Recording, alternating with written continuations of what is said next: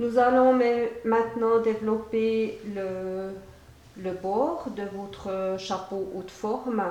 Ce bord est en forme ici et vous avez la théorie pour le réaliser à la page 13. C'est un bord en forme de cloche. Il vous donne une mesure indicative pour la largeur entre 4 et 8 cm pour ce bord. Le bord en forme de cloche présente moins d'ampleur au niveau du bord extérieur. C'est la différence avec le bord du canotier qui lui était complètement plat. Le bord en forme de cloche, lui, va être ouvert au milieu du dos parce qu'on va lui donner une forme en le rétrécissant légèrement, entre 4 et 8 cm aussi que l'on peut enlever.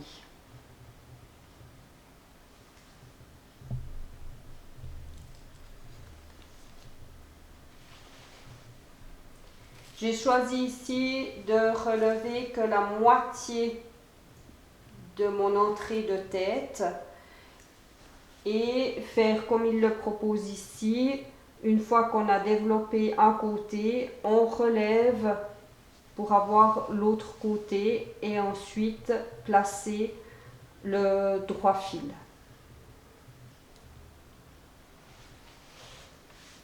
Pour préparer les sections, vous mesurez votre demi-circonférence que vous allez aussi diviser en 8 et vous mesurez le bord extérieur que vous allez aussi diviser en 8 et relier par des traits pour avoir nos 8 sections.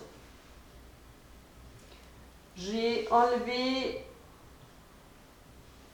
ici uniquement aux parties de côté parce que je voulais donner une forme qui relève un petit peu à mon chapeau, mais on peut pour la forme ici cloche enlever régulièrement sur tout le tour de votre bord.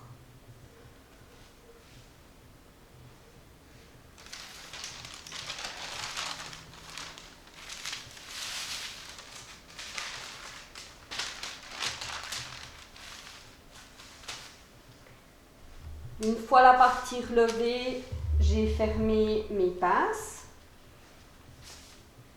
et j'ai donné une forme un petit peu différente à mon bord. J'ai choisi ici sur les côtés de le faire un tout petit peu plus large que le devant et le milieu dos. Donc ici c'est le MDE et ici le milieu du dos. Quand vous avez tous vos patrons,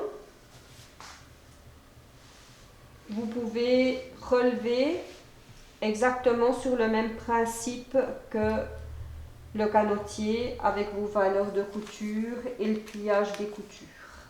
Voilà, je me réjouis de voir votre chapeau monté. Bon travail!